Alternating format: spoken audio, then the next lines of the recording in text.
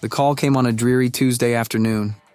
I was in the middle of another grueling training session when the assistant coach waved me over. "You've been working hard," he began, "and I've noticed Saturday's match, you're starting."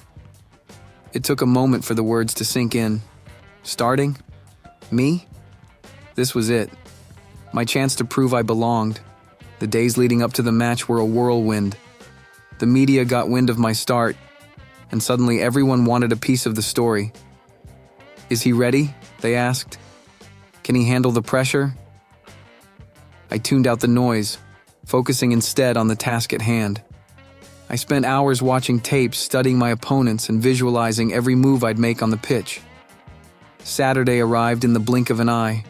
The stadium was a cauldron of noise and energy, a living, breathing entity hungry for spectacle. As I walked onto the field, the weight of expectation settled on my shoulders. This was my moment, my shot at glory. I had to make it count. I received the ball just outside our penalty area. A quick glance upfield, and I saw our striker making a run. I picked up the ball in our half, drove forward, and played a 1-2 with our winger. The crowd gasped, and I felt a surge of confidence. This was my domain. And within seconds, a goal. Throughout the first half, I focused on maintaining possession, recycling the ball, and breaking the lines with my passes. I orchestrated our attacks, always looking for the best option. My teammates started to trust me, giving me the ball in tight situations, knowing I could handle the pressure. The last 10 minutes were a test of endurance. We defended as a unit, every player giving their all. I kept my composure, making smart passes and slowing the game down when needed. When the final whistle blew, we had secured a 1-0 victory. The relief and joy were overwhelming. The last 10 minutes were a test of endurance. We defended as a unit, every player giving their all. I kept my composure, making smart passes and slowing the game down when needed. When the final whistle blew, we had secured a 1-0 victory. The relief and joy were overwhelming. The following week, we faced another tough opponent. Once again, I was in the starting lineup. The game followed a similar pattern. I controlled the midfield, dictated the tempo, and created several chances. With the game level, the intensity ramped up. Both teams were pushing for a winner. I continued to control the tempo, dictating the play and keeping possession. I completed over 90% of my passes, made several key interceptions, and even set up a few more chances. But as the clock ticked down, disaster struck. In the 65th minute, a miscommunication in our defense led to their winger breaking free. He cut inside and fired a shot into the top corner. 0-2. The stadium fell silent once again. The media, however, was less forgiving. They focused on the loss rather than my performance. But I didn't let it get to me. I knew I was on the right path. What I learned from that game was invaluable.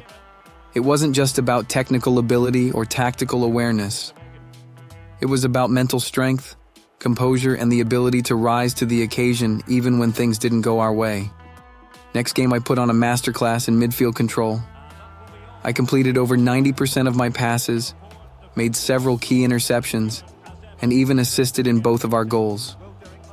But luck was not on our side. Despite the results, I could feel myself growing with each game.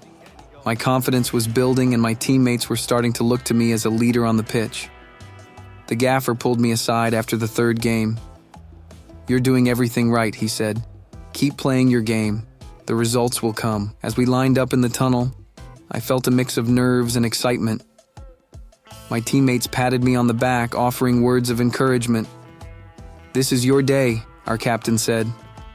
I nodded, steeling myself for what lay ahead. 20 minutes in, I received the ball just outside the box. I took a quick touch to control it, glanced up, and saw a gap in the defense.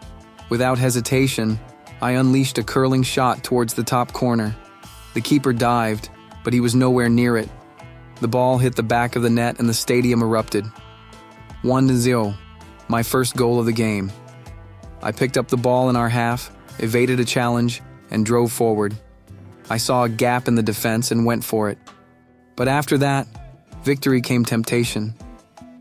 After the initial euphoria of my breakthrough season, I found myself drawn to the nightlife.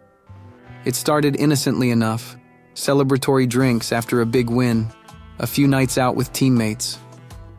But as my star rose, so did the frequency and intensity of my nights out. There's something about the nightlife that's intoxicating. The pulsing beats of the club, the throngs of people wanting a piece of you, the endless stream of free drinks. It's a heady mix. I was hooked. My evenings were spent hopping from exclusive clubs to VIP parties, surrounded by models, celebrities, and other athletes. I was living the dream. Despite my wild nights, I never let it affect my performance on the field. I had an almost superhuman ability to recover. No matter how late I stayed out, no matter how much I drank, I showed up to training ready to go. My coaches and teammates marveled at my stamina, my drive. It was as if I had two lives, one as the unstoppable footballer, the other as the king of the nightlife. The clubs knew me by name. The VIP sections were always reserved, and the bottles of champagne never stopped flowing. There's a thrill in walking into a club and having every head turn, every eye on you. The music, the lights, the energy. It was intoxicating. And let's be honest, the attention from beautiful women didn't hurt either. I was living the dream on and off the pitch. Of course, I didn't party alone. I had an entourage. A group of friends and hangers-on who reveled in the lifestyle as much as I did. We were inseparable, moving from one hotspot to another, our exploits becoming the stuff of legend. We were the talk of the town, the subject of tabloid gossip and envy. My performances didn't go unnoticed. Just a few games into the season, our captain got injured, and the coach needed someone to step up. He looked at me and said, "You're the leader now." I couldn't believe it. In a matter of months, I had gone from a promising talent to the captain of the team. Wearing the captain's armband was a dream come true. It was an honor, a responsibility, and a challenge. But it didn't change my lifestyle. If anything, it intensified it. I was now the leader on the pitch and the king of the nightlife.